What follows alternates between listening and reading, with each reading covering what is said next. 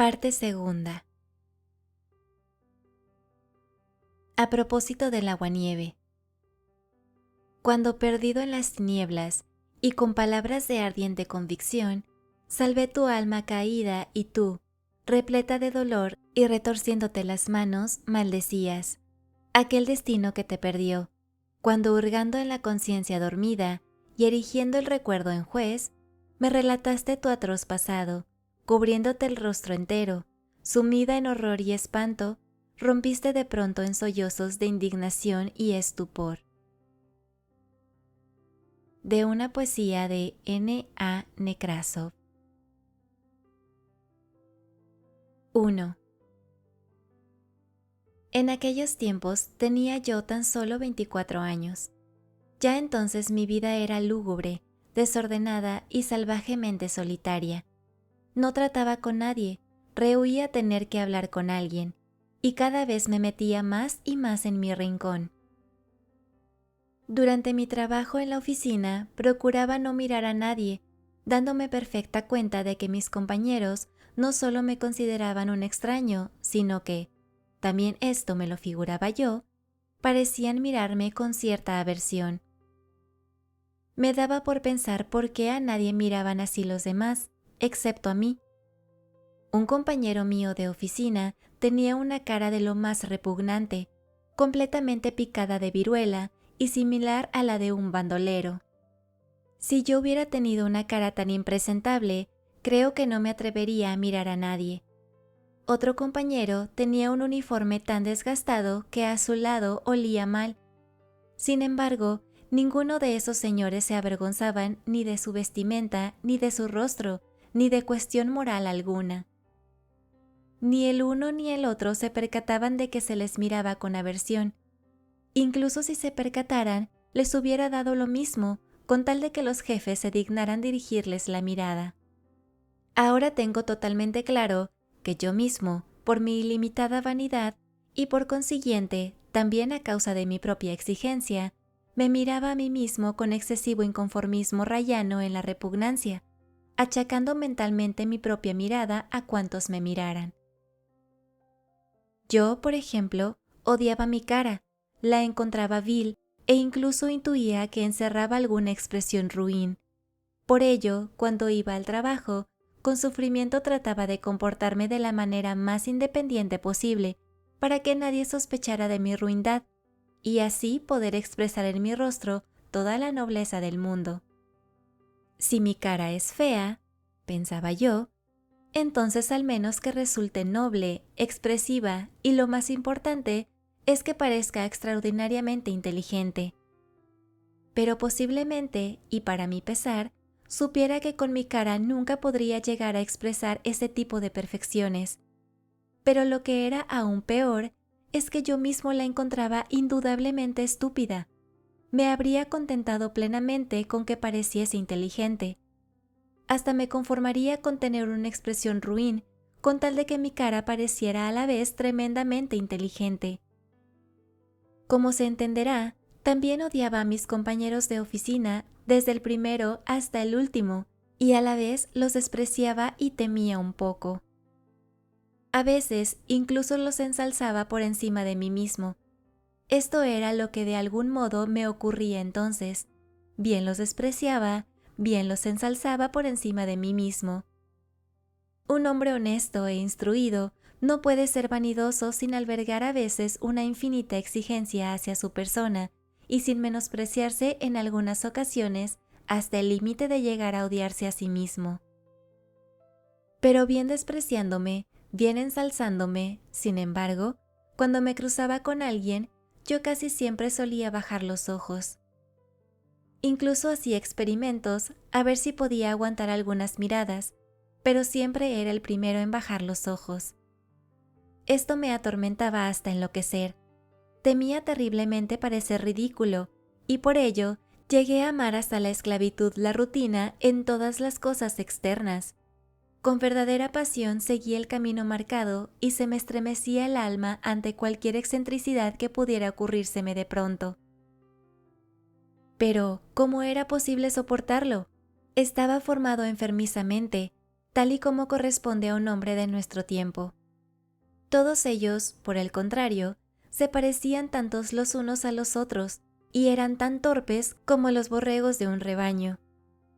De toda la oficina, posiblemente solo a mí, me parecía constantemente ser un servil y un cobarde, y si así me lo parecía, era porque yo estaba más desarrollado mentalmente que ellos. Pero eso no solo me lo figuraba, sino que en realidad así es como era. Verdaderamente era un servil y un cobarde. Lo digo sin ningún tipo de desconcierto. Todo hombre honesto de nuestro tiempo es, y debe ser, un servil y un cobarde. Esta es una condición normal. Estoy profundamente convencido de ello. Esto es así, y así es como está constituido. Y un hombre honrado ha de ser un servil y un cobarde, ya no solo en tiempos presentes y por algo casual, sino que debe serlo en cualquier tiempo. Esta es una ley de la naturaleza que rige para todos los hombres honestos que hay sobre la faz de la tierra. Y si en algún momento a uno de ellos se le ocurriese hacerse el valiente, que no se alegre ni se entusiasme demasiado, ya que al final terminará acobardándose delante de algún otro. Esa es la única y eterna salida de siempre. Solo los burros y los bastardos pueden hacerse los valientes, pero eso solo hasta que se vean delante del famoso paredón. No merece la pena prestarles atención, porque no significan absolutamente nada.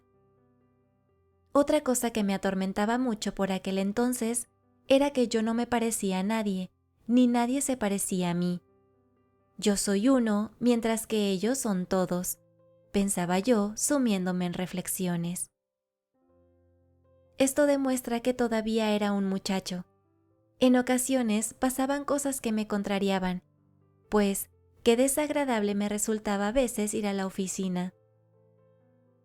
A menudo ocurría que, después de trabajar, regresaba a casa enfermo.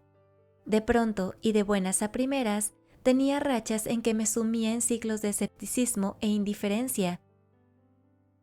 Todo en mí se manifestaba por ciclos, y yo mismo me reía de mi impaciencia y mi aprehensión, reprochándome por mi romanticismo. Ha habido veces que ni siquiera tenía ganas de hablar con nadie.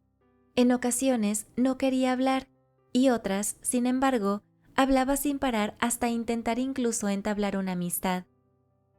Toda mi aprensión podía desaparecer de pronto sin ningún motivo aparente.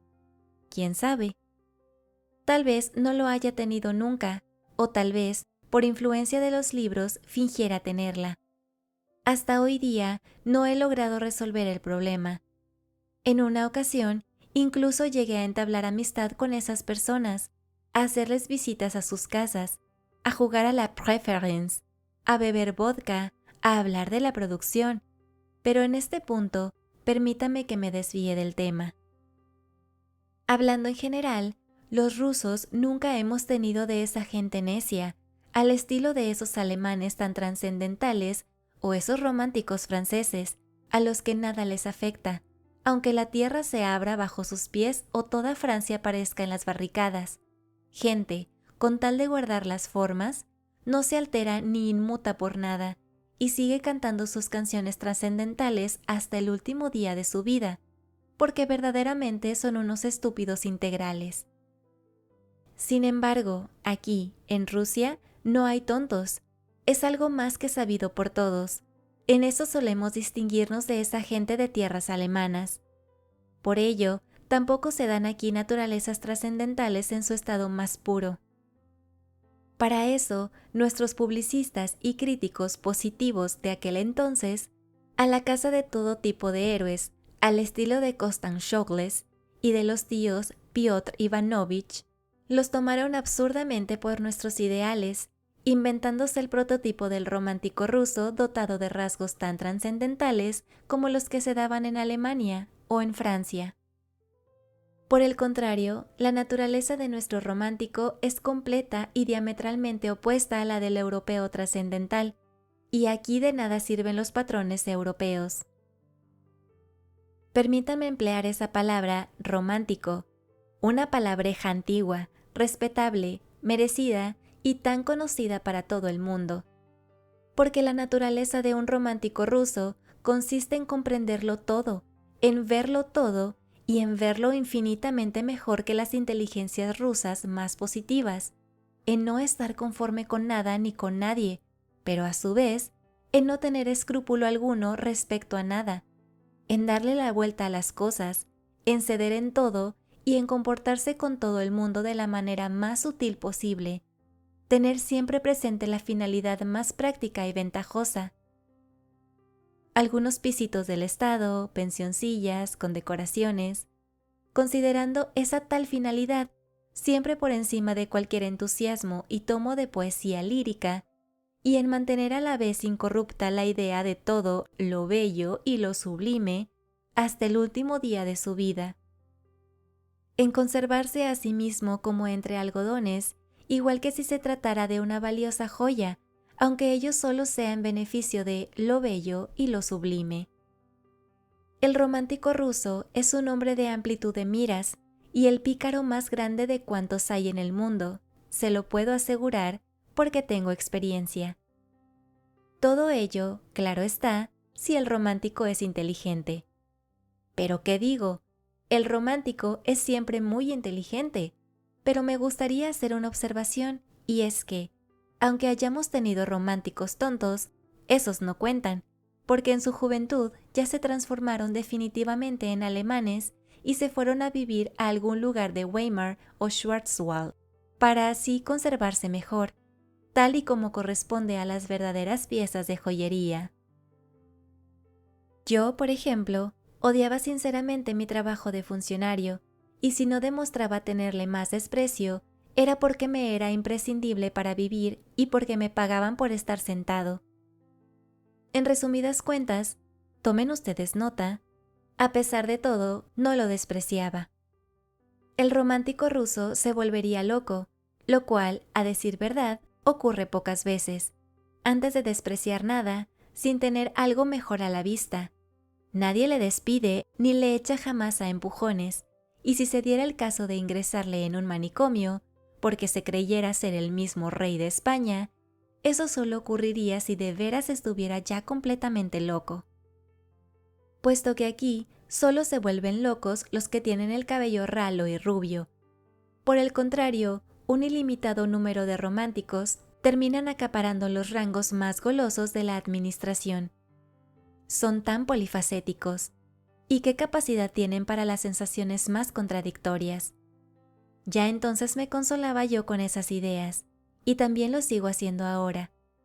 Por ello tenemos aquí naturalezas tan amplias, porque bajo ninguna circunstancia pierden su ideal, y aunque no muevan un solo dedo por él, y aunque sean unos bandidos o ladrones y penitentes, como son extraordinariamente honrados, siempre respetan hasta las lágrimas su ideal más primigenio. Sí, solo entre nosotros es posible encontrar al ser más ruin y obstinado, quien llegando a ser absoluta y enormemente honrado, nunca deja de ser ruin. Repito que de las filas de nuestros románticos salen a veces granujas tan diligentes, empleo cariñosamente la palabra granuja, que llegan a poseer tal sentido de la realidad y tal conocimiento de lo positivo, que sus superiores jerárquicos y el público en general se quedan estupefactos y sorprendidos ante ellos. Su carácter polifacético es algo verdaderamente admirable, y solo Dios sabe en lo que se convertirá o qué cosa generará esa cualidad suya en circunstancias venideras y lo que aún nos deparará en el futuro. No es absurda la materia, no lo digo por ningún ridículo sentimiento patriotero. Por lo demás, estoy convencido que ustedes piensan que me estoy riendo. Quién sabe, puede que al contrario, incluso estén convencidos que realmente pienso así. En cualquier caso, ambas opiniones me honran y me satisfacen enormemente. Disculpen haberme desviado del tema. Ni qué decir tiene que mi amistad con los compañeros no duraba mucho, pues sin esperar demasiado, yo los mandaba a paseo, y como consecuencia de la inexperiencia de aquellos años, incluso dejé de hacerles reverencias, les cortaba en seco. Además, esto solo me pasó una vez. Generalmente, siempre estaba solo. En casa, principalmente me dedicaba a la lectura. Deseaba silenciar con las sensaciones externas todo cuanto hervía incesantemente en mi interior. Y entre estas, la única posibilidad que me quedaba era la lectura. La lectura, claro está, me ayudaba mucho, me conmovía, me satisfacía y me atormentaba. Pero a veces me aburría terriblemente, pues a pesar de todo, me apetecía hacer cosas y no estarme quieto. Entonces era cuando me sumergía en la perversión más oscura, subterránea y mezquina. Mejor dicho, no se trataba exactamente de una perversión, sino de la ruindad más baja. Mis mezquinas pasiones eran agudas y ardientes a causa de mi eterna y enfermiza irritabilidad. Tenía arrebatos histéricos, con lágrimas y convulsiones incluidas. Nada me quedaba excepto la lectura, es decir, nada de cuanto me rodeaba o hacía lo cual yo pudiera sentirme atraído me infundía respeto. Por si fuera poco, me sobrevenía la melancolía, me arrebataba la sed de histéricas contradicciones y contrastes. Llegando a este punto, me entregaba al libertinaje. Pero no vayan ustedes a creer que digo todo esto para justificarme. Bueno, no. Sí, he mentido. Precisamente lo que pretendía era justificarme. Y esta observación, señores, es de uso personal. No deseo mentir. He dado mi palabra. En solitario, a escondidas y por las noches, me entregaba a la depravación con temor, suciamente y con una vergüenza que no me abandonaba ni en los minutos más repugnantes, en los que incluso llegaba a maldecirme a mí mismo. Por aquel entonces ya llevaba el subsuelo en el alma. Me aterrorizaba la idea de que algún conocido pudiera verme, que pudiera encontrarme con alguien y ser reconocido. En aquella época solía frecuentar lugares bastante lúgubres.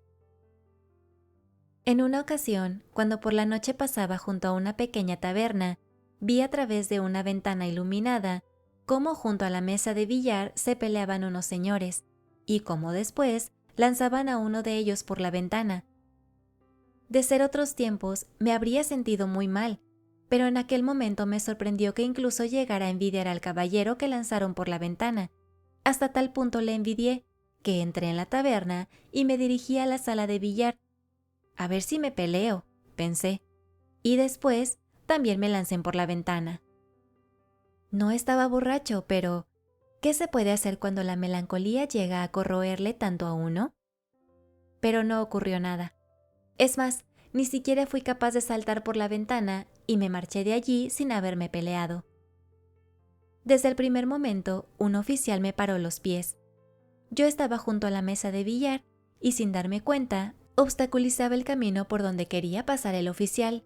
Entonces, este me cogió por los hombros y en silencio, sin avisar y sin darme ninguna explicación, me levantó por los aires y me cambió de lugar, pasando después como si no me hubiera visto. En aquellos momentos era capaz de perdonar incluso una paliza, pero no que me cambiaran de lugar sin darme cuenta de mi presencia. Nadie sabe lo que era yo capaz de dar entonces por un altercado de verdad, un altercado auténtico, un altercado, por decirlo de alguna manera, más literario. Me trataron como a una mosca. El oficial tenía unas 10 verstas de estatura, y yo era bajito y bastante enjuto. Además, el altercado estaba en mis manos, bastaba con protestar un poco para que me tiraran por la ventana. Pero lo pensé mejor y preferí esfumarme enfurecido. Salí de la taberna confuso y alterado, dirigiéndome directamente a casa. Al día siguiente proseguí mis mezquinos libertinajes con más timidez, apocamiento y tristeza que antes, como si aún conservara lágrimas en los ojos. Pero a pesar de todo, continué. Pero, ¿no irán ustedes a creer que me achanté ante el oficial por cobardía? Nunca fui cobarde, aunque de hecho me he estado acobardando constantemente. Pero esperen antes de reírse, pues tengo algo que explicar. Dispongo de explicaciones para todo. Esténse seguros. Si aquel oficial fuera de los que se baten en duelo. Pero no, se trataba precisamente de uno de aquellos caballeros de los que, hace mucho que se han extinguido. Gustan de actuar como si jugaran al billar, empleando la autoridad jerárquica, tal y como ocurría con el teniente Pirogov de Gogol.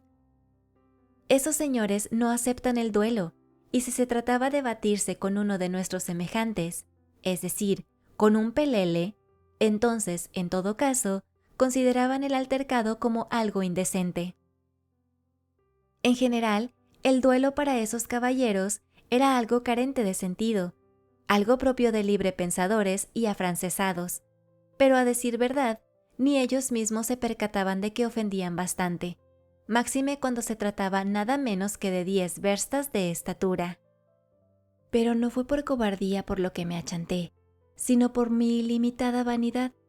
Tampoco fueron las 10 verstas de estatura las que me acobardaron en aquellos momentos, ni que pudieran darme una buena paliza y tirarme después por la ventana. A decir verdad, hubiera tenido sobrado valor físico, pero me faltó moral. No me acobardé por toda la gente que había allí, comenzando por el descarado marcador de jugadas y terminando por el apestoso funcionario con barrillo en el rostro y su grasiento cuello de chaqueta. Me acobardé, porque cuando empecé a protestar y a hablarles en términos literarios, no me comprendieron y se burlaron de mí.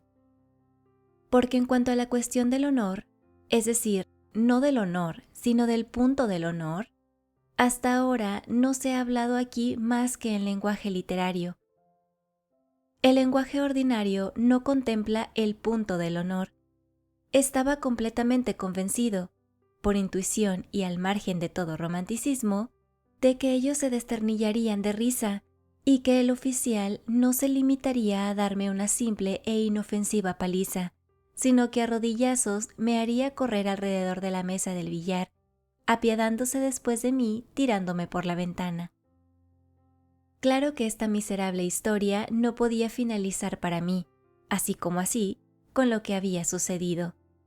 Después, en unas cuantas ocasiones, volví a encontrarme con ese oficial en la calle y me fijé muy bien en él. Ignoro si me reconoció alguna vez. Según deduzco por varios detalles, creo que no.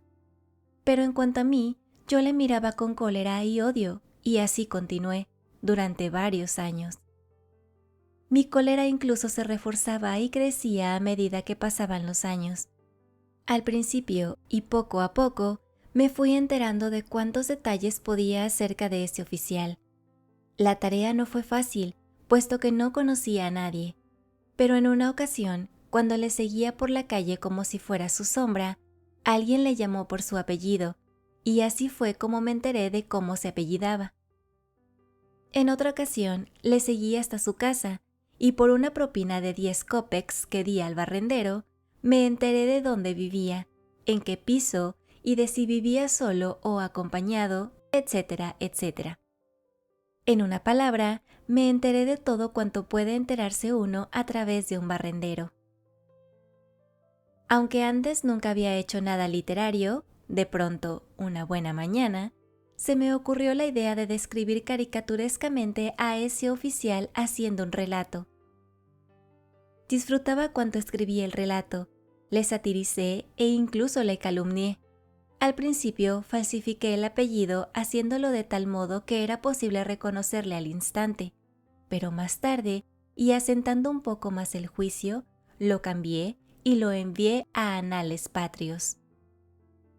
Pero como entonces no existían las sátiras, mi relato no se publicó. Aquello me enojó bastante. A veces sencillamente me ahogaba de cólera. Finalmente me decidí a retar a mi enemigo al duelo. Le redacté una carta maravillosa y atractiva, rogándole que se disculpara conmigo, pero teniendo en cuenta la posibilidad de su negativa a hacerlo, le daba a entender lo del duelo con considerable firmeza. La carta estaba escrita de tal modo que si el oficial entendiera algo acerca de lo bello y lo sublime, inmediatamente vendría a verme, se me abrazaría al cuello y me ofrecería su amistad. Sería estupendo, nos llevaríamos tan bien. Él me defendería con su majestuosidad y yo lo ennoblecería con mi elevado desarrollo intelectual y también con las ideas. ¿Cuántas cosas podríamos experimentar? Imagínense que ya habían pasado 2 años desde el día de la ofensa y mi reto hubiera sido un espantoso anacronismo, si no fuera por la habilidad de mi carta que lo explicaba y lo camuflaba todo sagazmente. Pero gracias a Dios no envié la carta. Hasta hoy día, con las lágrimas en los ojos, sigo bendiciendo al Todopoderoso. Se me pone la carne de gallina al pensar lo que pudo haber pasado si la hubiera enviado. Y de pronto, voy y me vengo de él de la manera más sencilla y genial. De pronto, una magnífica idea me vino a la cabeza. Durante algunos días de fiesta, hacia las 4 de la tarde, yo solía pasearme por la acera soleada de la avenida Nevsky. Mejor dicho, no se trataba exactamente de un paseo, si tenemos en cuenta que un sufrimiento infinito, junto a la humillación y el ataque biliar, inundaban en aquellos momentos todo mi ser. Probablemente eso era lo que necesitaba. Del modo más indecoroso y como una águila, me escurría yo entre los transeúntes, cediendo paso a los generales, a los caballeros de la Guardia Real, a los oficiales de los húsares y a las señoras. Sentía dolorosos espasmos en el corazón y un súbito calor me recorría la espalda al pensar el mísero traje que llevaba y mi vulgar aspecto escurriéndose entre la gente.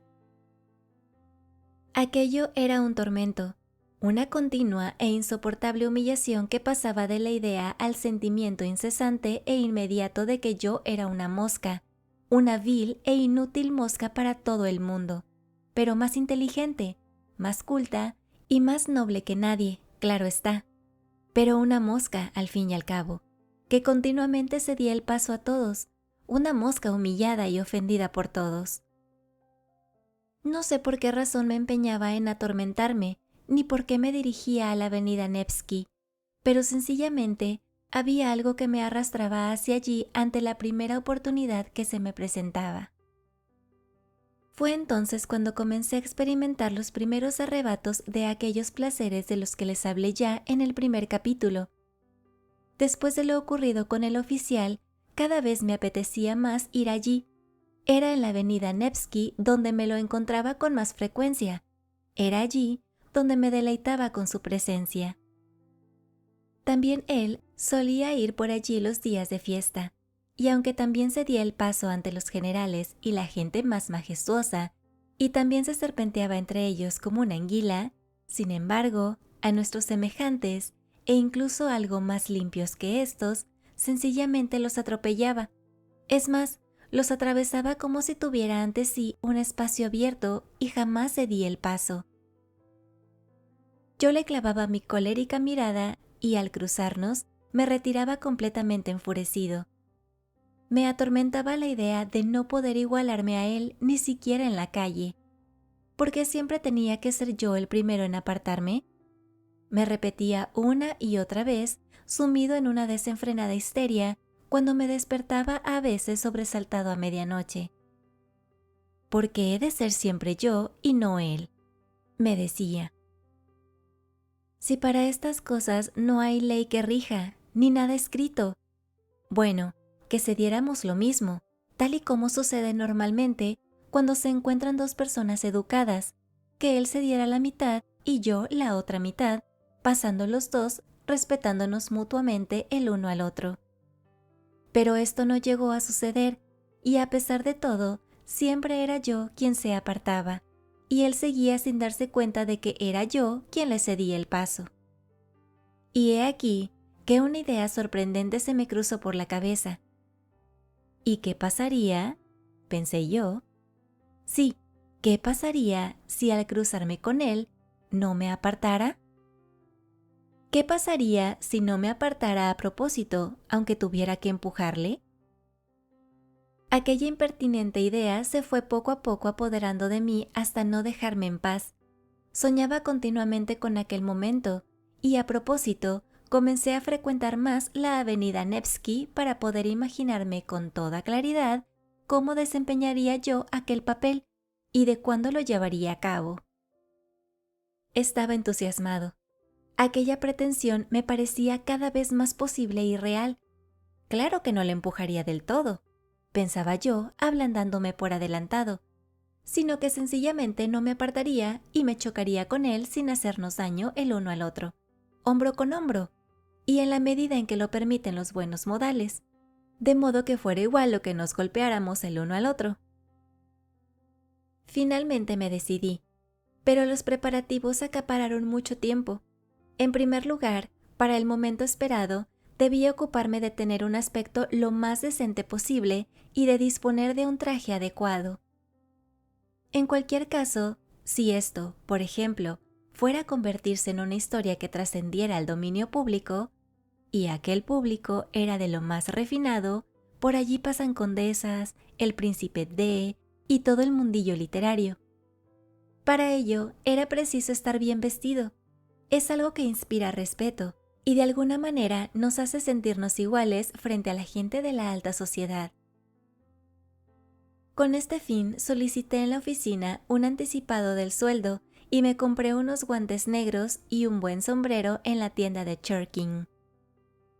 Me pareció que el par de guantes negros eran más respetables y elegantes que los amarillos a los que en principio había echado el ojo.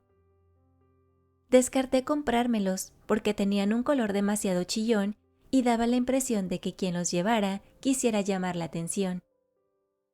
Desde hacía tiempo tenía preparada una camisa en buen estado, con unos gemelos blancos de hueso, pero el capote retrasó mi plan.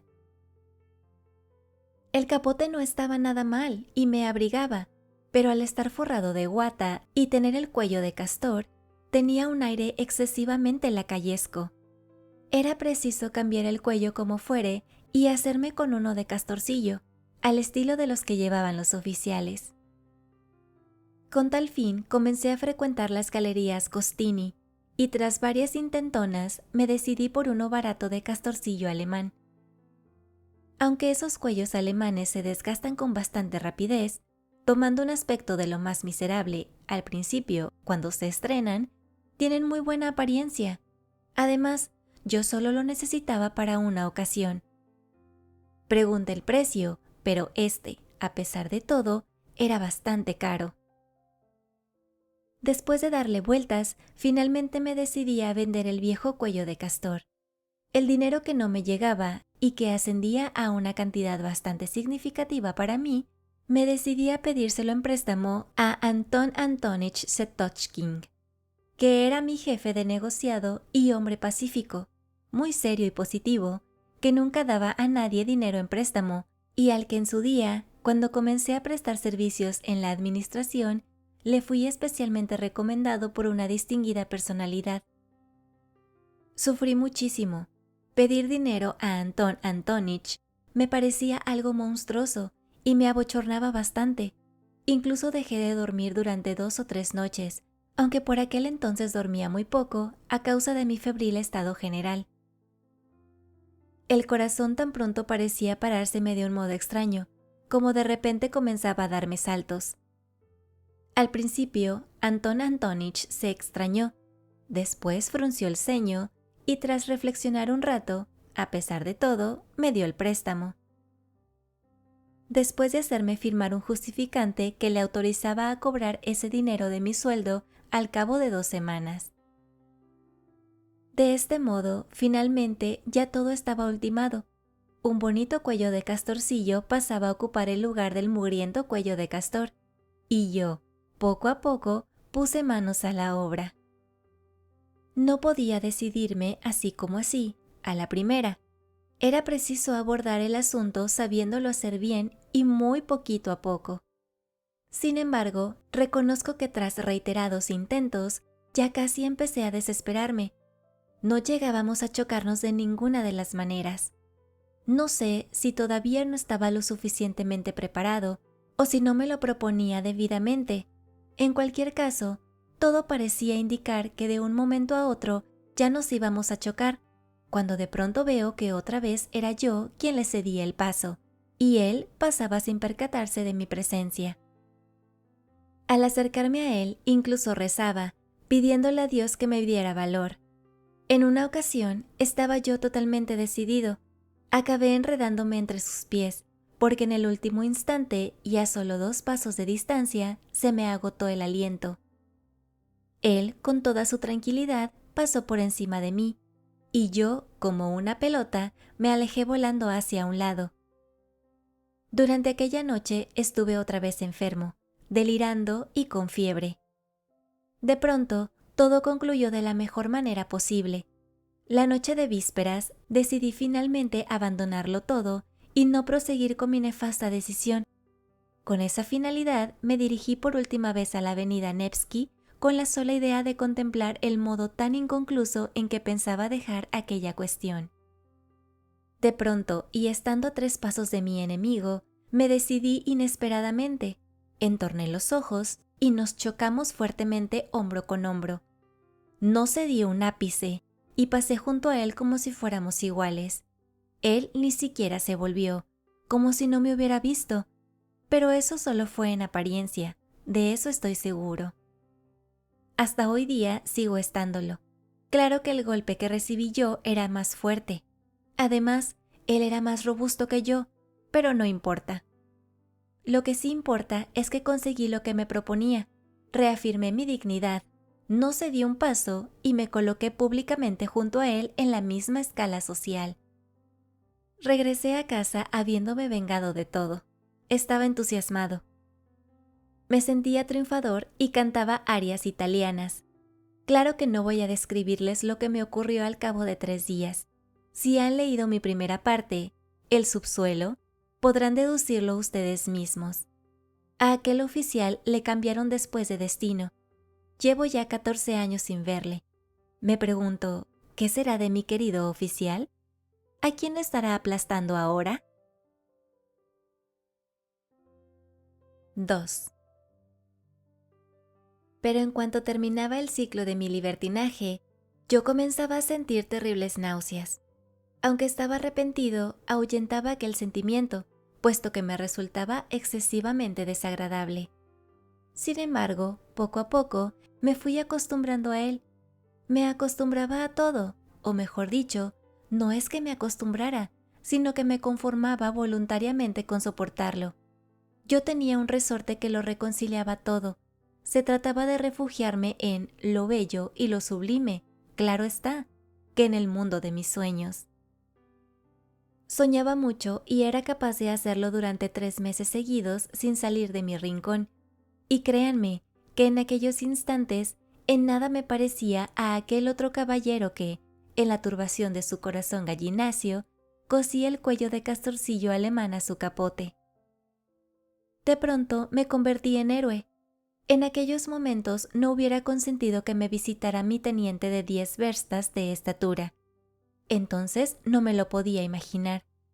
Aunque ahora me resulte difícil de explicar en qué consistían mis sueños y la satisfacción que me proporcionaban, el caso es que entonces me llenaban de gozo. Los sueños me resultaban especialmente dulces e impactantes después del libertinaje, cuando venían acompañados de lágrimas y arrepentimientos, de maldiciones y entusiasmos. Había momentos en que llegaba a tanto éxtasis y tanta felicidad que en mi interior no quedaba ni la menor sensación de burla. De veras. Tenía fe, esperanza y amor. En eso está la cuestión, en que entonces creía ciegamente que gracias a algún milagro o a alguna circunstancia externa, todo cambiaría o se ensancharía de pronto, que de repente se abriría delante de mí un horizonte de actos positivos, convenientes y maravillosos, y lo más importante es que se trataba de unos actos completamente preparados, como nunca los había conocido, pero lo que es más importante aún es que se trataba de algo totalmente preparado. Y aquí saldría yo a la luz del día, montado sobre un caballo blanco y una corona de laureles en la frente. No era capaz de concebir un papel secundario, y por eso, en la vida real, siempre ocupaba el último lugar. Bien era héroe, bien era fango, pero para mí no había término medio. Precisamente eso era lo que más perdía, porque estando en el fango me tranquilizaba a mí mismo diciéndome que en otros momentos me tocaba representar al héroe, y éste hacía que el fango fuera imperceptible. Me decía que, puesto que un hombre corriente se avergonzaba de ensuciarse, al héroe se le permitía hacerlo porque estaba por encima de eso. Pero lo verdaderamente admirable era que aquellos accesos de lo bello y lo sublime me sorprendían entonces, tanto durante los momentos de mi ruin libertinaje, como cuando me encontraba hundido y ya tocando fondo. Algunas veces me sorprendían en forma de fogonazos, como si con ello pretendieran recordarme su presencia, pero sin llegar a su vez a aniquilar el ruin libertinaje. Mas al contrario, parecían reavivarse con el contraste, presentándoseme exactamente en la medida justa de darle un buen sabor a la salsa. Esta se componía aquí de contradicciones y sufrimientos, así como de un tortuoso análisis interior, y todas esas torturas y tormentos daban a la cosa algo picante, aportando incluso sentido a mi ruin libertinaje. En una palabra, cumplían plenamente lo que debe tener una buena salsa. Todo eso no estaba exento de cierta profundidad. De lo contrario, ¿cómo podía conformarme yo con un libertinaje simple, vulgar, inmediato, propio de un escribiente de oficina, y a su vez soportar todo ese fango depositado sobre mí? ¿Qué es lo que me cautivaba y me atraía entonces para sacarme de noche a la calle? No, señores, yo disponía de una noble escapatoria para todo. Pero cuánto amor, Dios mío, cuánto amor pude experimentar yo a través de esos sueños míos, a través de esa salvación de todo lo bello y lo sublime. Aunque se trataba de amores fantásticos que, en realidad, distaban mucho de lo humano, sin embargo, rebosaban tanto amor que después ya no necesitaba experimentarlo, porque sería un lujo innecesario. Además, todo terminaba siempre felizmente, con el vago y embriagador paso de la transformación al arte, es decir, de la transformación hacia las formas más bellas de la existencia, totalmente preparadas y violentamente usurpadas a los poetas y novelistas y adaptadas a todo tipo de favores y exigencias. Yo, por ejemplo, siempre terminaba siendo el vencedor de todos. Claro que todos estaban en la mina, sintiéndose obligados a reconocer mis perfecciones. Bien, pues yo les perdonaba a todos ellos. Me enamoraba siendo un famoso poeta y chambelán. Recibía innumerables millones y al instante los sacrificaba en aras de la humanidad y me confesaba ante el mundo entero por mis deshonras que, se entiende, no eran unas simples deshonras, sino aquellas que encerraban en sí una buena dosis de lo bello y lo sublime, algo al estilo de Manfredo. Todos lloraban y me besaban. De lo contrario, ¿qué clase de imbéciles serían? Y yo, descalzo y hambriento, iba profesando nuevas ideas y venciendo a los retrógrados en las afueras de Austerlitz. A continuación tocaban la marcha, se proclamaba la amnistía. El Papa accedía a abandonar Roma y marcharse a Brasil. Después había un baile para toda Italia en la Villa Borghese, igual en el que se hace a la orilla del lago Como, ya que este lago cambia a propósito de lugar en esta ocasión, pasando ahora a estar en Roma. Más tarde había una escena entre los arbustos, etcétera, etcétera, como si no lo supieran ustedes ya. Dirán que es ruin y mezquino sacar a relucir todo esto ahora, después de reconocer yo mismo tanto arrebato de éxtasis y lágrimas. Pero, ¿por qué ha de ser algo ruin? ¿Acaso piensan que me avergüenzo de ello, o que es más ridículo que cualquier otra cosa en la vida de ustedes? Y a todo esto, créanme, tenía yo algunas cosas que no estaban nada mal compuestas. Pero no ocurriría todo eso en el lago Como. Por lo demás, tienen ustedes razón, realmente es algo vil y mezquino, pero la verdadera mezquinidad reside en que ahora yo me esté tratando de justificar ante ustedes. Y hacer esta observación es algo aún más mezquino. Además, ya está bien, pues de lo contrario, esto nunca se acabaría y siempre habría alguna cosa todavía más vil. Nunca he podido soñar seguidamente durante más de 3 meses, sin comenzar a sentir la infinita necesidad de sumergirme en la sociedad, porque esto último significaba para mí hacerle visitas a mi jefe de negociado, Anton Antonich Setochkin. Él era mi único y eterno conocido de toda la vida, cosa que me sigue asombrando hasta hoy día. Yo iba a verle solo cuando me llegaba la fase y mis sueños comenzaban a rebosar tanta felicidad, que me era imprescindible y necesario tener que abrazarme con la gente, en particular, y con la humanidad entera, en general. Y para eso era menester tener una persona con la que poder contar. Por cierto, a Anton Antonich había que hacerle las visitas los martes. Ese era su día.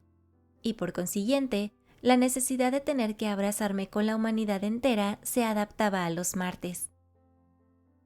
Ese tal Anton Antonich residía allá por la quinta esquina, en un piso situado en la cuarta planta. Disponía de 4 habitaciones de techo bajo, a cada cual más pequeña y de modesto y amarillento aspecto. Vivía él con sus 2 hijas y una tía de las niñas, que no hacía más que derramar el té. Una de las hijas tenía 13 años y la otra 14. Las 2 eran bastante chatas y yo me sentía muy cohibido delante de ellas, porque siempre estaban diciéndose cosas al oído y se reían. El dueño se hallaba en su despacho sentado en el sofá de cuero, delante de una mesa y junto a algún encanecido invitado suyo, funcionario de nuestro departamento o tal vez de algún otro. Nunca vi allí a más de 2 o 3 invitados, y además siempre eran los mismos. Hablaban sobre la recaudación de impuestos, sobre las negociaciones en el Senado, los sueldos, la producción, sobre su excelencia y el modo de agradarle, etcétera, etcétera. Yo tenía suficiente paciencia para estarme sentado junto a ellos como un tonto durante 4 horas seguidas y escuchar sus conversaciones sin atreverme a abrir la boca para nada. Me encontraba incómodo y a veces me entraban sudores y sentía paralizárseme el cuerpo, pero todo eso era muy bueno y saludable. De regreso a casa, solía aplazar durante algún tiempo mi deseo de abrazarme con la humanidad entera. Al margen de Anton Antonich, contaba yo con otro conocido mío, Simonov, un antiguo compañero de colegio. Tenía muchos compañeros de colegio en Petersburgo, pero no me trataba con ellos, e incluso había dejado de saludarles en la calle. Posiblemente hasta me cambiaría de departamento en la administración para no estar junto a ellos y cortar de golpe con mi odiosa infancia. Maldigo aquel colegio y aquellos horribles años de presidiario. En una palabra, en cuanto salí a la libertad, me separé de mis compañeros. Todavía me quedaban unas 2 o 3 personas con las que me saludaba cuando me cruzaba con ellos en la calle. Entre ellos estaba también Simonov, que en nada sobresalía en el colegio, era justo y silencioso. Observé que existía en él una cierta independencia de carácter, e incluso también de honradez. Hasta pienso que no era tan limitado. Hubo un tiempo en que conectábamos bastante bien, pero esos momentos no duraron mucho, y de repente se esfumaron como la niebla. Al parecer, a él le pesaban aquellos recuerdos, pues siempre parecía temer de mí que yo volviera a adoptar el tono de antes. Sospechaba resultarle desagradable, pero a pesar de todo le visitaba, como si todavía no me lo acabara de creer. Ocurrió que un jueves, harto ya de mi soledad, y sabiendo que los jueves Anton Antonich tenía cerrada su puerta, me acordé de Simonov. Cuando subía las escaleras hasta el 4.º piso, iba pensando que aquel caballero rehuía mi presencia y que era absurdo visitarle. Pero puesto que semejantes figuraciones siempre terminaban por llevarme a situaciones verdaderamente ambiguas, terminé por entrar.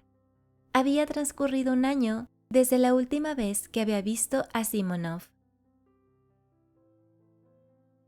3. Él se encontraba con otros 2 antiguos compañeros míos de colegio. Al parecer, discutían sobre un tema muy importante. Ninguno de ellos prestó atención a mi llegada, lo cual me extrañó, puesto que hacía años que no nos veíamos. Indudablemente me consideraban algo así como una mosca. Ni siquiera en el colegio me habían tratado de aquel modo, a pesar de que allí todos me odiaban. Por supuesto, comprendí que me despreciaban ahora por el poco éxito que obtuve en mi carrera administrativa, por haberme abandonado y por ir mal vestido. Cosas estas que a sus ojos se traducían en mi incompetencia e insignificancia. Pero a pesar de todo, no me esperaba tanto desprecio. Simonov incluso se sorprendió al verme llegar. También antes siempre parecía sorprenderse con mis visitas. Todo ello me desconcertó. Bastante apesadumbrado, tomé asiento y me puse a escuchar lo que hablaban entre ellos.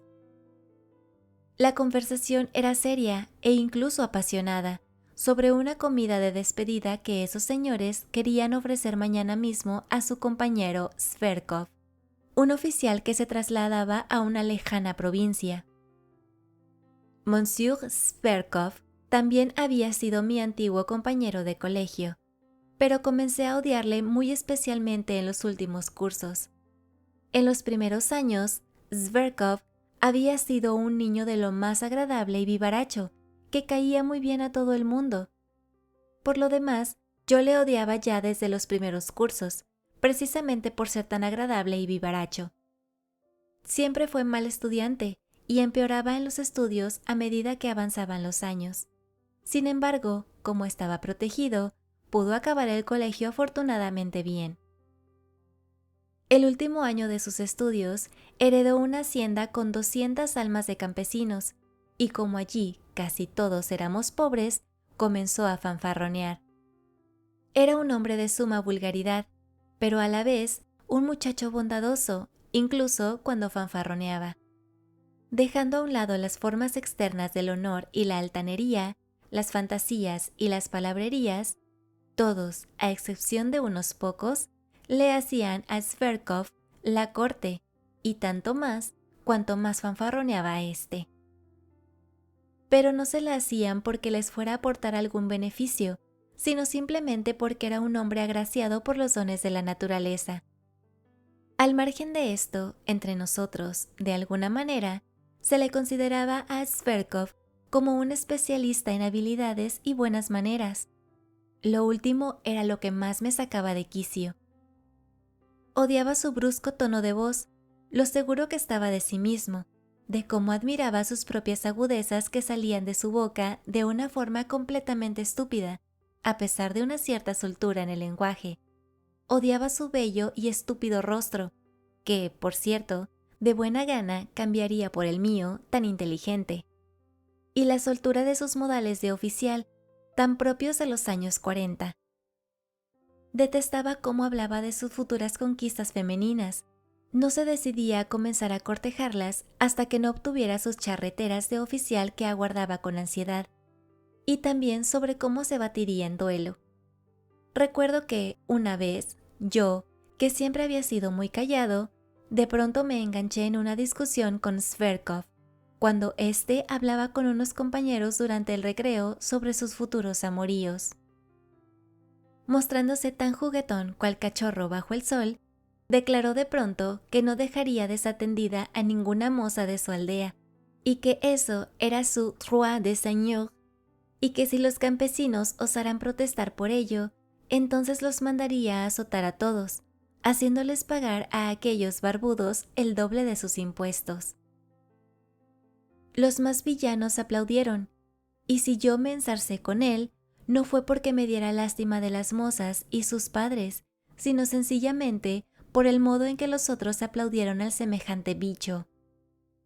En aquel momento quedé por encima de Zverkov, pero aunque éste era un estúpido integral, también alegre y descarado, ridiculizó aquella situación de tal modo que la gracia quedó de su parte, y yo, a decir verdad, salí poco triunfante respecto a él. Después, en unas cuantas ocasiones, logró vencerme, pero sin ningún tipo de maldad, sino de broma y con la risa de por medio. Yo me callaba con rabia y desprecio. Al salir del colegio, él hizo algún gesto por acercarse a mí. No puse mucha resistencia, porque aquello me halagaba, pero no tardamos mucho en distanciarnos. Más tarde llegaron a mis oídos los éxitos cosechados por él como teniente de cuartel, y lo bien que se lo pasaba en sus juergas. También llegué a oír lo mucho que prosperaba en el servicio. Ya no me saludaba en la calle cuando se cruzaba conmigo, y sospeché que temía comprometerse si saludaba a alguien tan insignificante como yo. En una ocasión le vi también en el teatro, sentado en la tercera galería y luciendo ya sus charreteras en el pecho. Se encorvaba todo haciendo la corte a las hijas de un viejo general. En cuestión de 3 años se había estropeado mucho, aunque seguía siendo bastante atractivo y hábil. Comenzó a engordar y se hinchó completamente. Era visible que a los 30 estaría totalmente adiposo. Pues precisamente a ese tal Zverkov, que ahora le destinaban fuera, querían ofrecerle mis compañeros una comida. Durante 3 años le siguieron continuamente a todas partes, aunque interiormente nunca se consideraron en pie de igualdad respecto a él. Estoy convencido de ello. De los 2 invitados de Simonov, había un tal Ferfitchkin, un ruso de procedencia alemana, de baja estatura y cara de mono. Un estúpido que se reía de todo el mundo, amén de ser acérrimo enemigo mío desde los primeros años de colegio. Era ruin, descarado y fanfarrón, y desempeñaba el papel de un sujeto tremendamente ambicioso, aunque en realidad era un cobarde de espíritu. Ferfitchkin era de aquellos admiradores de Zverkov que le doraban la píldora por interés, y muy a menudo le pedía dinero en préstamo. El otro invitado de Simonov era Trudolyubov, un joven militar de buena estatura y gélida fisionomía, personaje no muy notable, aunque bastante honrado y fiel admirador de todo tipo de éxitos cosechados que, por ende, no sabía hablar más que de ascensos. Era un lejano familiar de Zverkov, y aunque pueda parecer estúpido, esto le otorgaba una cierta distinción entre nosotros. A mí nunca me tomó en consideración, aunque cuando se dirigía a mí solía hacerlo con cierta condescendencia, pero sin cortesía alguna. «Bueno, pues tocamos a 7 rublos cada uno», dijo Trudolyubov. «Y siendo 3, son 21 pavos. Podemos comer muy bien. Zverkov no paga, claro está». «Se entiende, puesto que le estamos invitando nosotros», pronunció decididamente Simonov. «¿Acaso piensan ustedes?», con arrogancia e impetuosidad añadió Ferfitchkin, cual lacayo que presume de las condecoraciones de su señorito general. «¿Acaso piensan ustedes que Zverkov nos dejaría pagar? En todo caso, lo aceptaría por delicadeza, pero pondría de su parte el equivalente a 6 botellas del mejor vino». «¿A dónde vamos nosotros 4 con media docena?», observó Trudolyubov, poniendo la atención solo en la media docena. «Así pues, somos 3, y contando con Zverkov somos 4, 21 rublos y mañana a las 5 en el Hotel de París», concluyó finalmente Simonov, a quien habían elegido como organizador del evento. «¿Pero cómo que son 21 rublos?», dije yo con cierta preocupación y mostrándome ofendido, puesto que si cuentan conmigo no serán 21 rublos, sino 28. Pensé que ofreciéndome para asistir al almuerzo, así, de repente e inesperadamente, podría incluso considerarse un buen gesto de mi parte, y todos de golpe se rendirían a mis pies y me tratarían con respeto. «¿Acaso también desea ir usted?», en un tono no muy agradable observó Simonov, como si evitara dirigirme la mirada. Él conocía mi carácter a la perfección, y aquello me enfureció. «¿Y por qué no?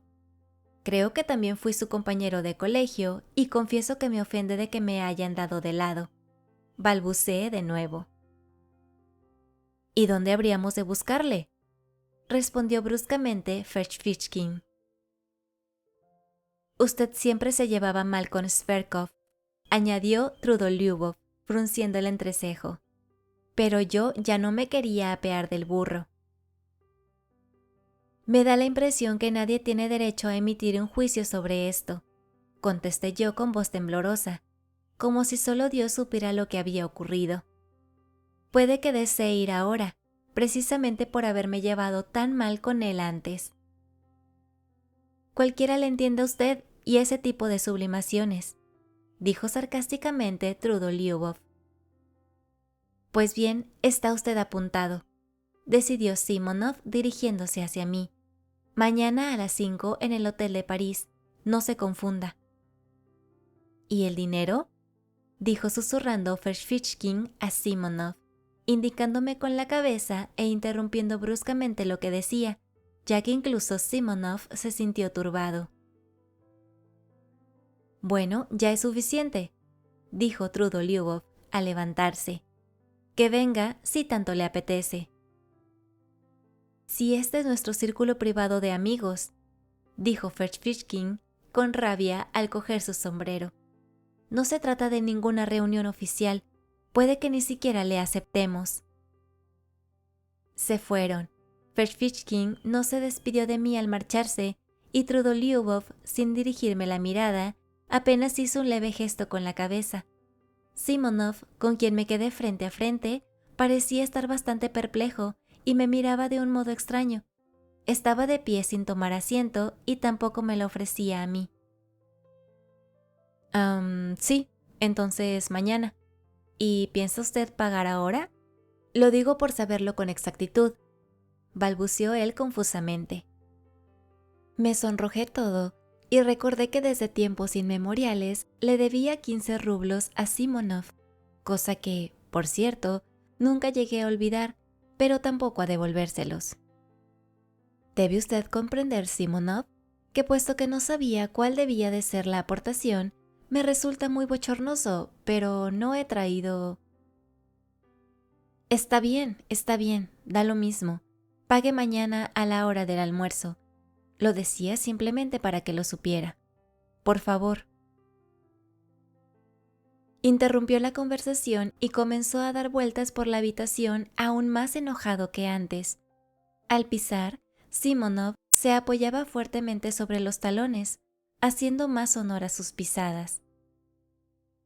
¿No le estaré entreteniendo?, dije yo tras un silencio que duró un par de minutos. «Oh, no», dijo todo estremecido. «O mejor dicho, a decir verdad, sí. Ya ve, todavía he de pasarme por un sitio que está cerca de aquí», añadió en tono suplicante y algo avergonzado. «Oh, Dios mío, ¿cómo no me lo había dicho usted antes?», exclamé yo, agarrando el sombrero con tanta soltura, que Dios sabe de dónde me vendría aquel gesto. «Está muy cerca de aquí, a tan solo 2 pasos», repetía Simonov, acompañándome hasta la puerta con un aspecto tan agitado que no le pegaba nada. «Bien, pues entonces hasta mañana, a las 5 en punto», gritó cuando yo bajaba por la escalera. Estaba deseando que me marchara. Yo, por el contrario, estaba enfurecido. «Mira que salirme con esas, el canalla ese, el cerdo de Zverkov», decía yo, rechinando los dientes camino de casa. «Está claro que no debo ir. Está claro que me debe importar un pimiento. ¿Acaso tengo alguna obligación? Mañana mismo informaré por correo a Simonov». Estaba furioso porque precisamente sabía que iría al almuerzo, que iría a propósito, y cuanto más improcedente y peor vista fuera mi presencia, tanto más empeño pondría yo en ir. Incluso había una razón de peso que justificaba mi ausencia. No tenía dinero. Disponía en total de 9 rublos, de los cuales el día siguiente debía pagarle el sueldo mensual de 7 rublos a Apolón, mi criado, que por ese dinero vivía conmigo alimentándose por su cuenta. Resultaba imposible no pagárselos, teniendo en cuenta el carácter de Apolón, pero sobre ese canalla, sobre esa llaga, hablaré más tarde. Por lo demás, sabía que, a pesar de todo, no le pagaría el dinero e iría al almuerzo. Esa noche tuve unos sueños horribles. No era de extrañar, pues durante la tarde me habían estado atosigando los recuerdos de mis años de presidiario que pasé en la escuela, sin que nada pudiera hacer por deshacerme de ellos. Los que me metieron en aquel colegio fueron unos lejanos parientes míos, de los que pasé a depender, y a los que hasta entonces no conocía. Ya era un huérfano atemorizado por sus reproches, cuando me metieron en ese colegio. Era un muchacho meditabundo, callado y de mirada salvaje. Como no me parecía a ninguno de mis compañeros, estos me recibieron con maliciosas y despiadadas burlas, pero yo no soportaba las burlas, y tampoco podía avenirme tan gratuitamente con ellos, tal y como se estilaba allí. Les cogí odio al instante, encerrándome cada vez más en mi herido, temeroso y desmesurado amor propio. Me turbaba su tosquedad. Se reían cínicamente de mi cara y de mi cuerpo con forma de saco. Y eso que ellos tenían unas caras de lo más estúpidas. En nuestro colegio, las expresiones de cara solían volverse especialmente estúpidas, desfigurándose progresivamente. ¿Cuántos niños maravillosos no habrían entrado en ese colegio? Pero pasados unos años, hasta resultaban desagradables de mirar. Con 16 años ya los miraba yo con tremendo pesar. Me sorprendían multitud de sus reflexiones, sus estúpidas costumbres, sus juegos y conversaciones. Como no comprendían las cosas más sencillas y tampoco se interesaban por las más atractivas y sugerentes, sin quererlo, comencé a considerarlos inferiores a mí. No era mi vanidad ofendida lo que me conducía a ello, y por Dios, no me vengan ahora con esas expresiones burocráticas, pegadizas hasta la náusea, de que yo solo soñaba cuando ellos ya sabían en qué consistía la vida. No sabían nada de la vida, y les juro que eso era lo que me indignaba aún más de ellos. Al contrario, la realidad más evidente y visible se la tomaban ellos de la manera más fantástica y estúpida, y ya desde una temprana edad sabían hacer todo tipo de reverencias ante el éxito. Con crueldad e ignominia se reían de todo aquel que, aun siendo justo, por alguna circunstancia, estuviera apocado o humillado. Tomaban el grado por inteligencia, y a los 16 años ya hablaban de lugares cálidos. Claro que mucho de todo eso era a causa de la estupidez y también de malos ejemplos que, por doquier, rodeaban sus infancias y adolescencias. Estaban corrompidos hasta la deformidad. Se entiende que también en eso había mucha dosis añadida de apariencia y cinismo. Claro que también la juventud y una cierta frescura refulgían en ellos a pesar del libertinaje, pero ni siquiera su frescura resultaba atractiva. Yo los odiaba con todas mis fuerzas, aunque probablemente no fuera peor que ellos. Además, ellos me pagaban con la misma moneda y no me ocultaban su aversión. Pero yo ya no deseaba ser aceptado por ellos.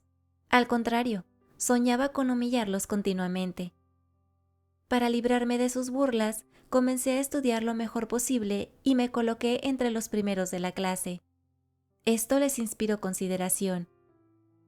Por aquel entonces, todos comenzaron a comprender, poco a poco, que yo ya leía aquel tipo de libros que, a ellos, ya no les eran nada asequible, y que por ende comprendía cosas que no formaban parte del contenido de nuestro curso de especialidad, de las que ellos ni siquiera habían oído hablar.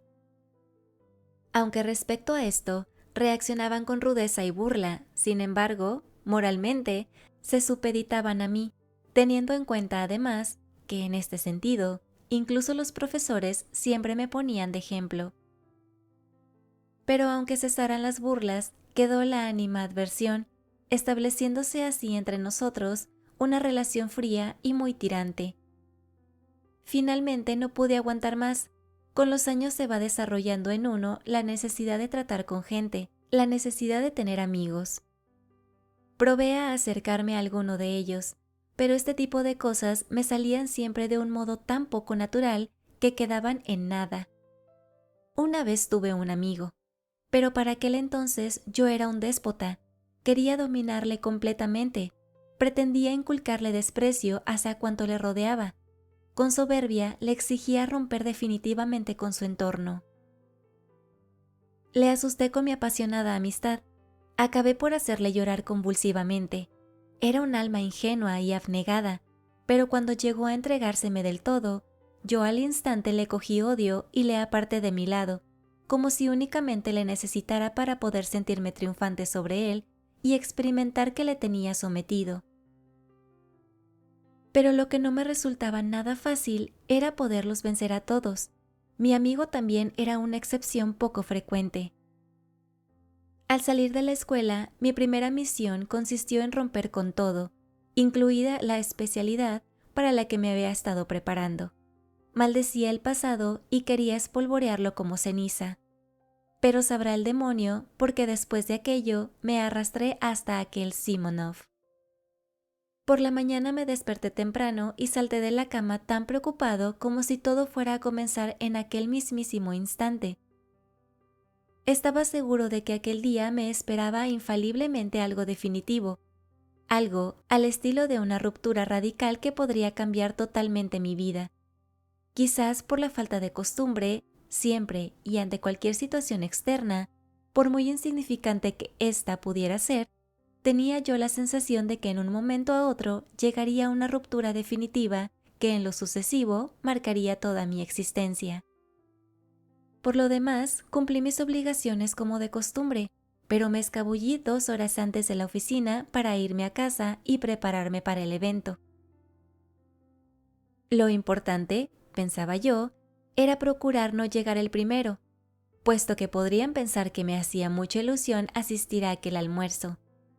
Pero detalles tan importantes como este los tenía yo a miles rondándome la cabeza y todos me preocupaban lo suyo hasta dejarme exhausto y sin fuerzas. Una vez más limpié las botas con mis propias manos, puesto que Apolón por nada del mundo las hubiera limpiado por segunda vez en el mismo día, por encontrar muy poco orden en ello.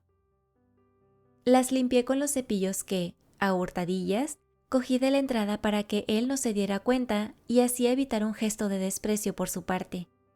A continuación, examiné detenidamente mi traje y me pareció que estaba muy viejo, raído y desgastado. Me había vuelto muy descuidado. Sin embargo, el uniforme de funcionario lo había arreglado, pero no era cuestión de ir al almuerzo vestido de uniforme. Lo más importante era que en los pantalones y en la misma rodilla había una enorme mancha de color amarillo. Presentía que aquella simple mancha restaría gran parte a mi dignidad personal. También sabía que pensar de aquel modo era algo muy bajo, pero aquel no era momento para las reflexiones, sino para afrontar la realidad, pensaba yo, con el ánimo cada vez más bajo. Sabía perfectamente que en aquellos instantes exageraba desmedidamente todos los detalles, pero ¿qué podía hacer yo? No podía dominarme y por ende me sacudía la fiebre. Con desesperación me imaginaba el modo altivo y frío con que me recibiría ese canalla de Zverkov.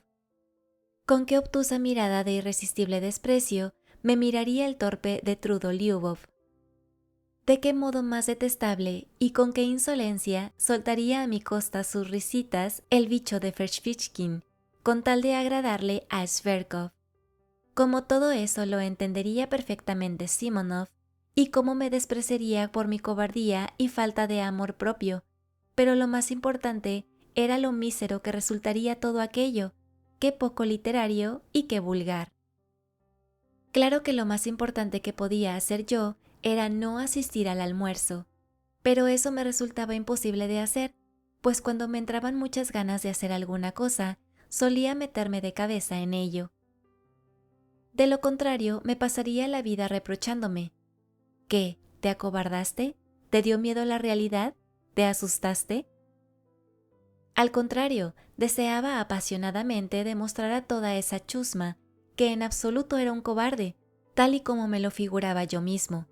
Y por si fuera poco, en el máximo paroxismo de aquella febril pusilanimidad, soñaba con estar en la cumbre, venciéndoles, atrayéndoles y obligándoles a quererme, aunque solo fuera por mis elevadas ideas y por mi indiscutible agudeza mental, que abandonaran a Zverkov, que él tuviera que sentarse aparte, completamente callado y avergonzado, y que yo pudiera aplastarle. Después, probablemente accediera a hacer las paces con él, y juntos nos íbamos a tomar una copa llamándonos el uno al otro de tú. Pero lo que más me enfurecía y me ofendía era que ya entonces sabía, y lo sabía perfectamente bien, que en realidad no tenía alguna necesidad de hacer todo aquello, que en absoluto deseaba aplastarlos, ni subyugarlos, ni atraerlos hacia mí, puesto que yo mismo sería el primero en no apostar un kopek por un resultado así, amén de haberlo logrado. Oh, cuánto rogaba a Dios que aquel día pasara cuanto antes. Con inexpresable tristeza me acercaba a la ventana, abría el ventanuco y miraba la turbia bruma que la nieve húmeda dejaba al caer. Por fin, el mísero reloj de pared tocó las 5 de la tarde. Cogí el sombrero y, procurando no mirar a Apolón, que ya desde por la mañana esperaba que le pagara su sueldo, pero por orgullo no quería ser el primero en sacar el tema a relucir, pasé despacio junto a él, escurriéndome por la puerta, y con un coche de caballos y cochero incluido, que había alquilado con mis últimos 50 kopecks, como un señor, me dirigí al Hotel de París. 4. Desde el día anterior ya sabía que sería el primero en llegar, pero la cosa no estaba en quién llegaría el primero. No solo no había llegado ninguno de ellos, sino que incluso a duras penas logré encontrar el salón que habíamos reservado. La mesa todavía no estaba puesta. ¿Qué significaba todo eso? Después de varias intentonas, logré enterarme a través del personal de servicio de que el almuerzo estaba encargado para las 6 de la tarde y no para las 5. Esto me lo confirmaron en el bar. Además, ya me resultaba incómodo seguir preguntando. Eran solo las 5:25 de la tarde, y si habían cambiado la hora del almuerzo, en todo caso deberían habérmelo comunicado. Para eso estaba el correo, y no dejarme en evidencia ante mí mismo y el servicio. Me senté.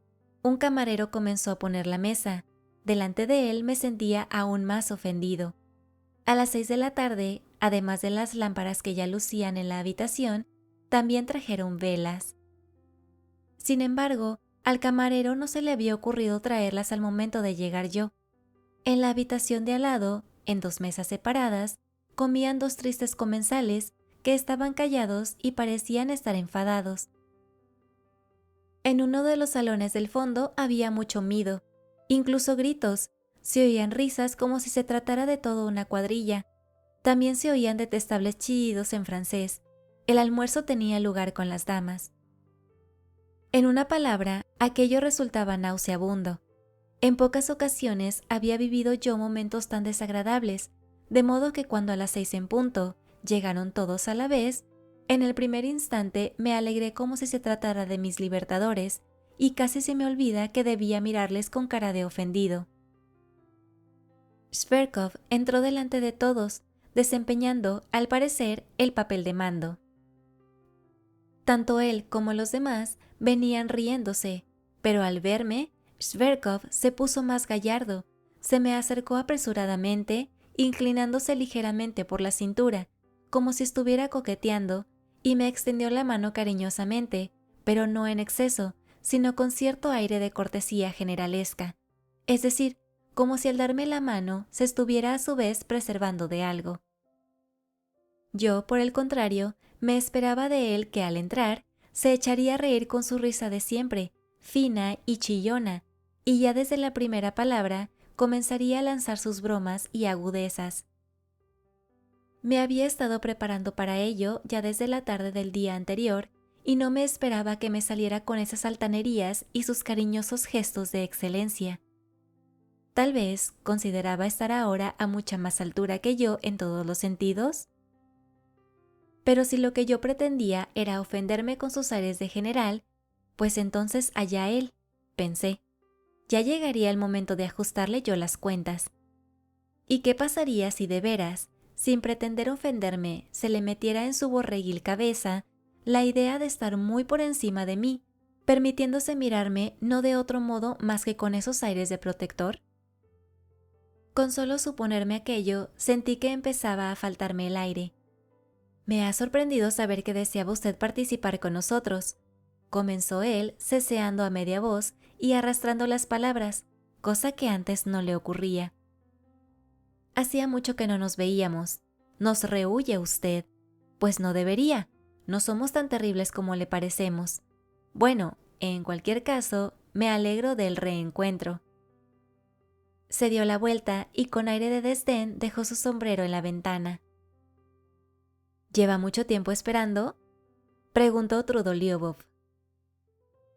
Llegué a las 5 en punto, tal y como quedamos ayer, respondí yo con voz sonora, algo irritada y anunciando una pronta explosión.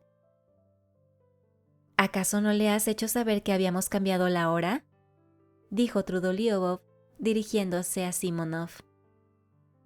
No lo hice, se me olvidó, contestó el otro sin ningún remordimiento, y sin disculparse conmigo, se dirigió a disponer de los aperitivos.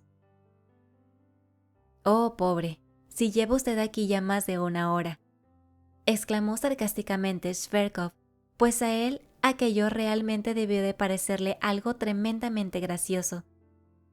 Después, el canalla de Fersvichkin se echó a reír con una vocecilla tan vil y sonora que parecía la de un perrillo.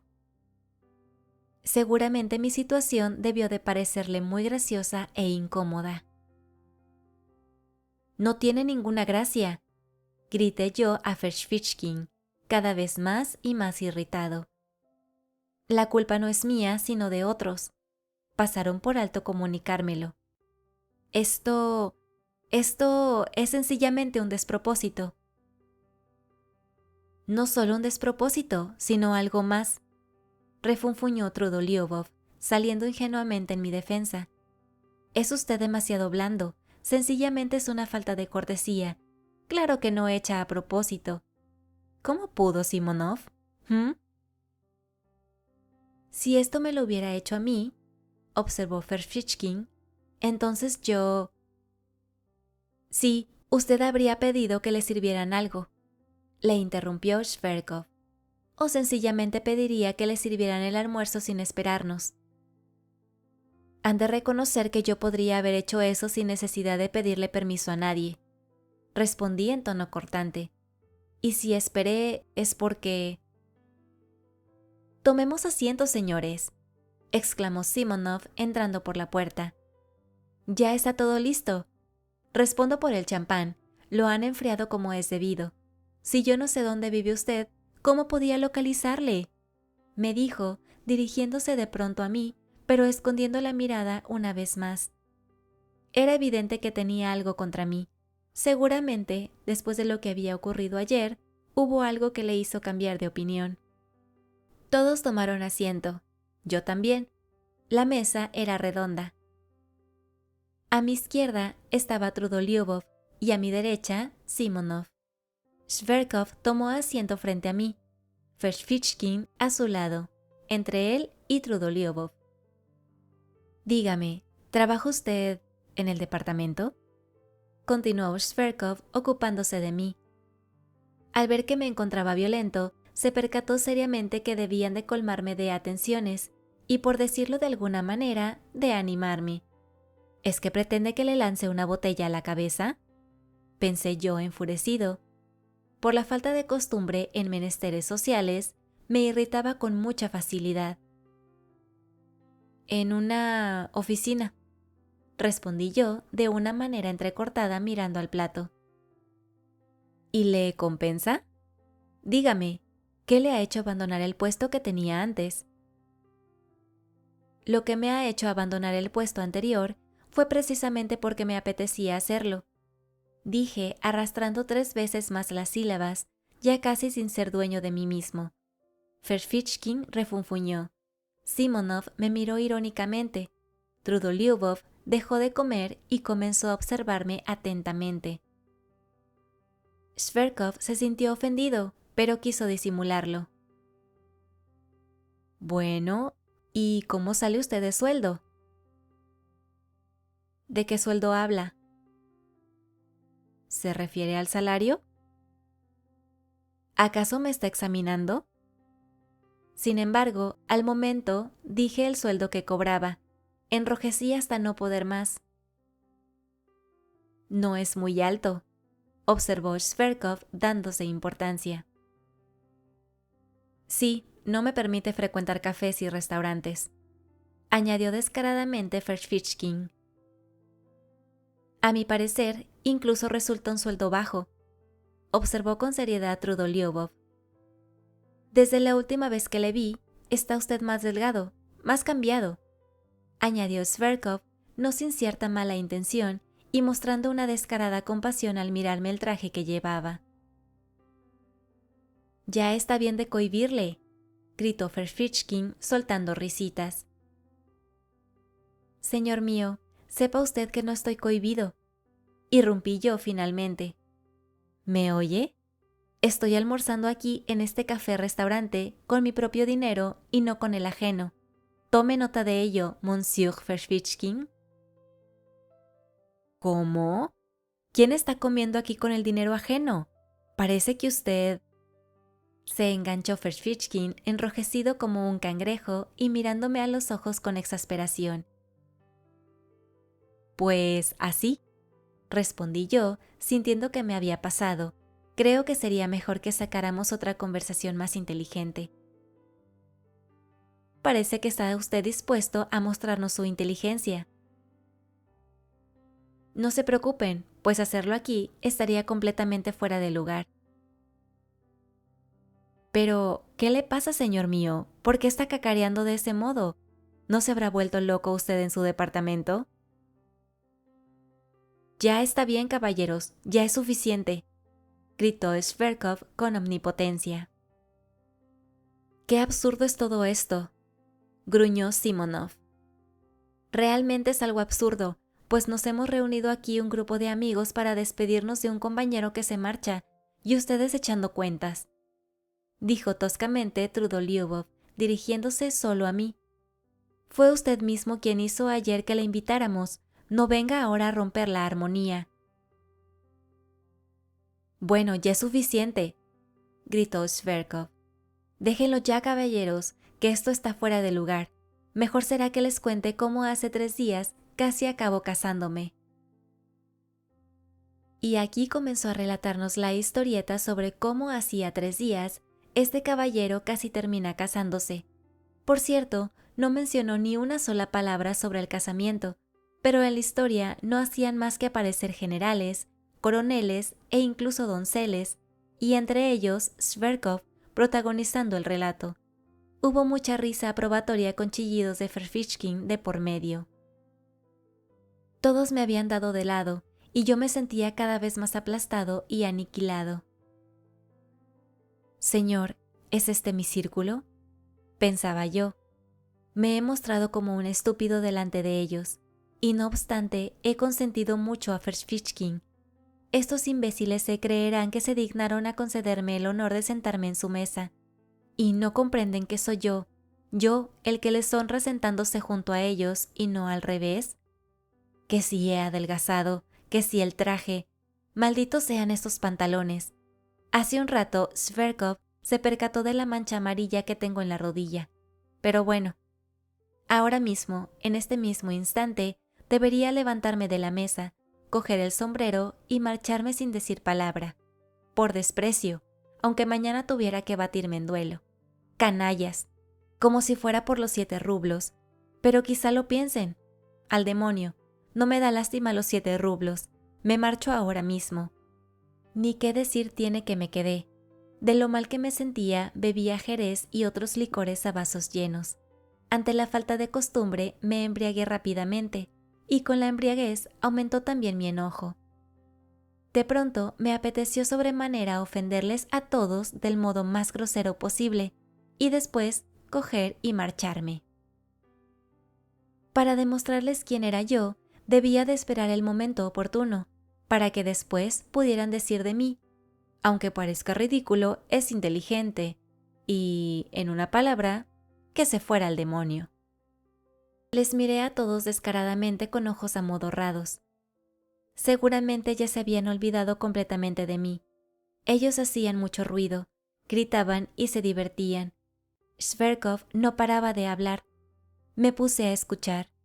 Shverkov hablaba sobre una espléndida dama a la que llevó finalmente a declarársele. Se entiende que mentía como un bellaco, y que en ese tipo de cosas le ayudaba muy especialmente un íntimo amigo suyo, al parecer un príncipe, el húsar Kolia, que tenía 3000 almas.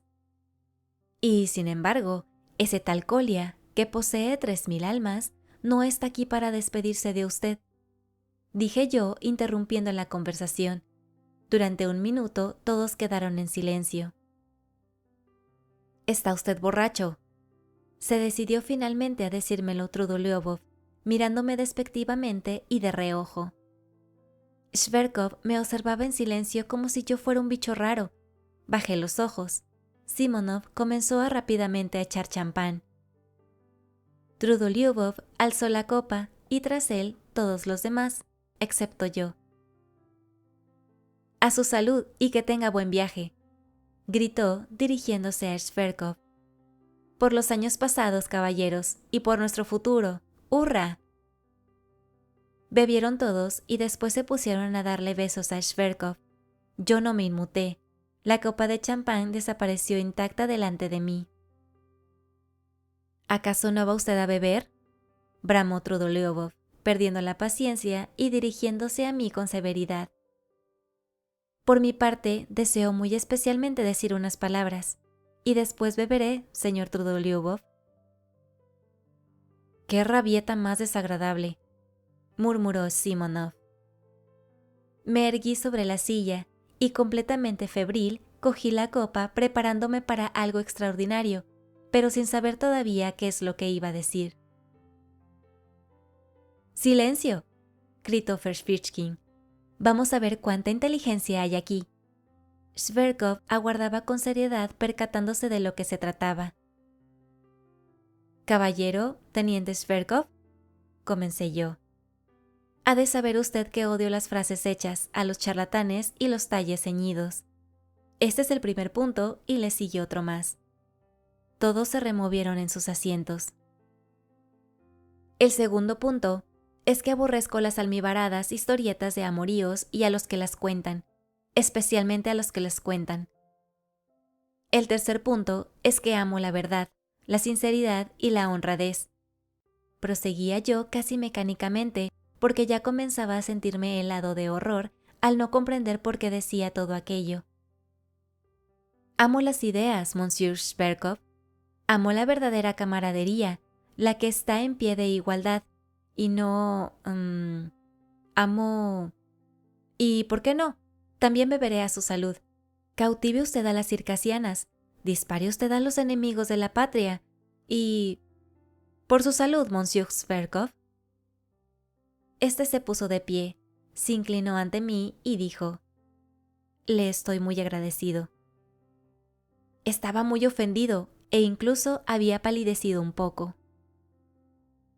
«¡Al demonio!», rugió Trudolyubov dando un puñetazo en la mesa. «No, señor, esto se merece una bofetada», chilló Ferfitchkin.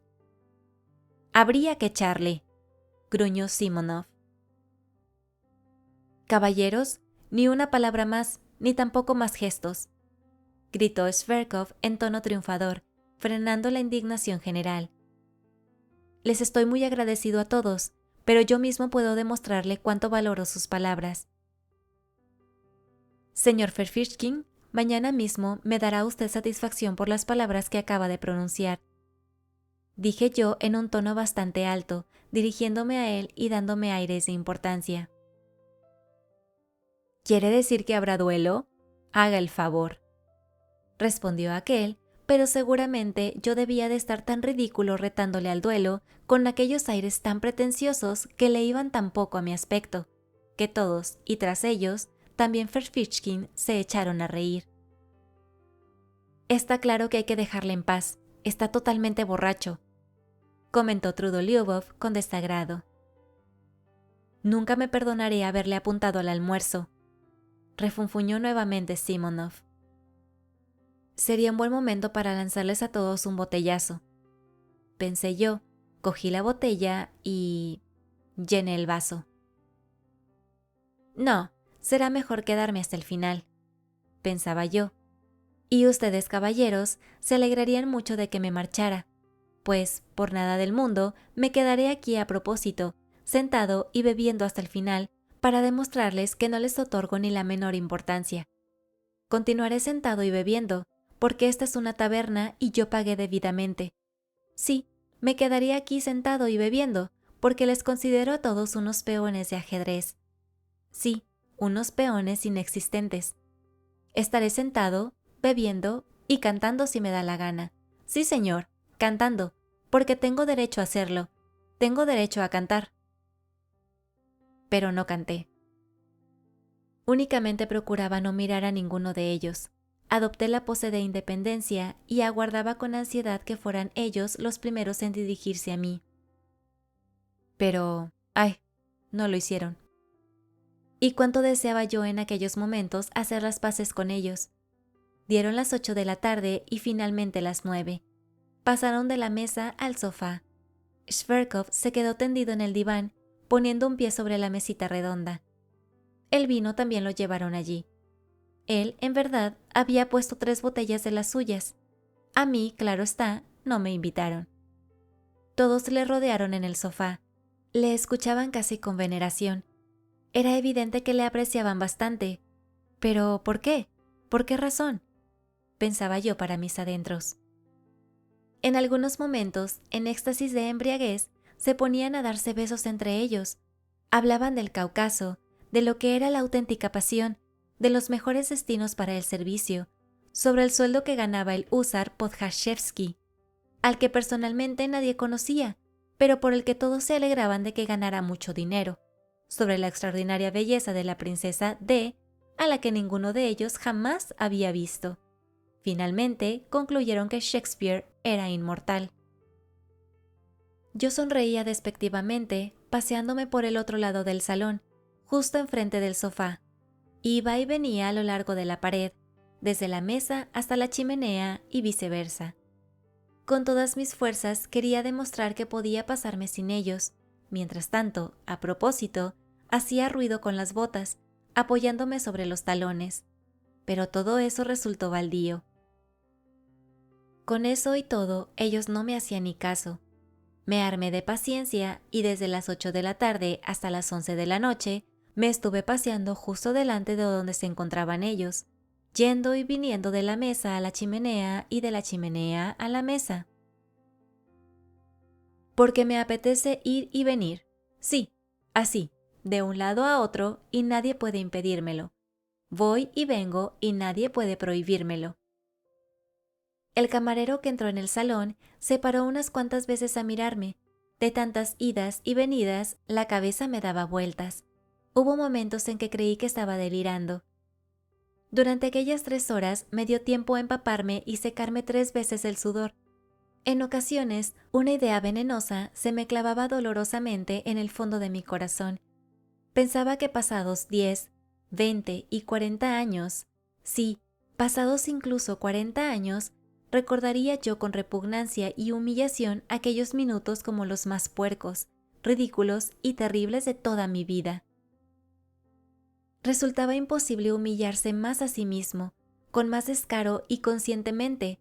Lo comprendía perfectamente, pero a pesar de ello, seguía yendo y viniendo de la mesa a la chimenea y viceversa. Oh, si supieran ustedes de qué sentimientos e ideas era yo capaz, y qué inteligente era. Pensaba en algunos momentos, dirigiéndome mentalmente hacia el sofá donde estaban sentados mis enemigos. Pero ellos se portaban como si yo no estuviera en la habitación. Solo una vez, sí, solo una, se dieron la vuelta hacia donde estaba yo, justo cuando Shverkov comenzó a hablar de Shakespeare, y yo, de pronto, me eché a reír despectivamente. Resoplé de una manera tan elaborada y repugnante que todos a la vez interrumpieron la conversación, y durante 2 minutos aproximadamente se quedaron observándome, completamente serios y sin reírse, cómo iba y venía yo a lo largo de la pared, desde la mesa hasta la chimenea, sin hacerles el más mínimo caso. Pero no ha resultado. Aunque dejaran de hablar, pasados 2 minutos, se olvidaron nuevamente de mí. Dieron las 11 de la noche. «Caballeros», gritó Shverkov levantándose del sofá. «Vayamos todos para allá». «Claro, claro», respondieron los demás. Me volví bruscamente hacia Shverkov. Estaba tan cansado y roto que hasta hubiera preferido degollarme con tal de acabar con aquella situación. Estaba febril, el pelo empapado en sudor, se me quedó pegado a la frente y a las sienes. «Shverkov, le pido disculpas», dije brusca y decididamente. «Y también a usted, Ferfitchkin, y a todos ustedes, puesto que les ofendí a todos». «Ah, con que no es amigo de duelos», silbó con veneno Ferfitchkin. Sentí una dolorosa punzada en el corazón. «No, no le tengo miedo al duelo, Ferfitchkin. Estoy dispuesto a batirme con usted mañana mismo, después de hacer las paces. Incluso insisto en ello, y usted no debe negarse. Deseo poder demostrarle que no le tengo miedo al duelo. Usted disparará primero y yo dispararé al aire». «Se está consolando a sí mismo», observó Simonov. «Sencillamente ha perdido el juicio», respondió Trudolyubov. «Pero, ¿me permite usted pasar? ¿Por qué se ha puesto en medio del camino? ¿Qué pretende?», respondió despectivamente Shverkov. Todos ellos estaban colorados, les brillaban los ojos, habían bebido mucho. «Quiero ser su amigo, Shverkov, porque le ofendí, pero...» «¿Ofenderme? ¿Usted? ¿A mí? Ha de saber, señor mío, que usted nunca y en ninguna de las circunstancias podría ofenderme a mí». «Ya le hemos aguantado lo suficiente. ¡Fuera!», refrendó Trudolyubov. «Vámonos ya». «Olimpia es mía, caballeros. ¿Están de acuerdo?», gritó Shverkov. «No tenemos dudas», le respondieron con risas. Me quedé de pie tan hundido, como si me hubieran escupido. La camarilla salió ruidosamente de la habitación. Trudolyubov entonó una estúpida canción. Simonov se rezagó un instante para darles la propina a los camareros. De pronto me acerqué a él y le dije: «Simonov, présteme usted 6 rublos». Pronuncié desconsolada, pero a la vez decididamente. Me miró extraordinariamente asombrado con ojos que denotaban cierta torpeza. También estaba borracho. «¿Acaso también va allí donde vamos nosotros?». «Sí». «No tengo dinero», me contestó en un tono cortante, sonrió despectivamente y salió del salón. Le agarré de su capote. Aquello era una pesadilla. «Simonov, vi que tenía usted dinero. ¿Por qué me lo niega?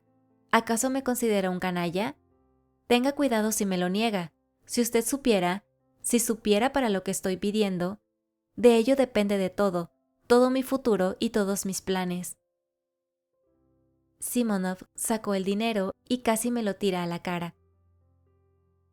«Cójalo, si tan poca vergüenza tiene», pronunció despiadadamente y salió corriendo para alcanzar a los demás. Durante 1 minuto me quedé solo.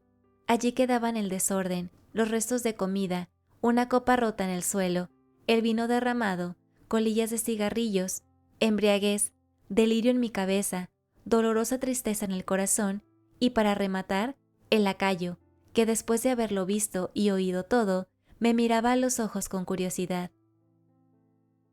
«Allí», grité yo, «o todos ellos se ponen de rodillas ante mí abrazándose a mis piernas suplicándome amistad, o a ese Shverkov le doy yo una bofetada».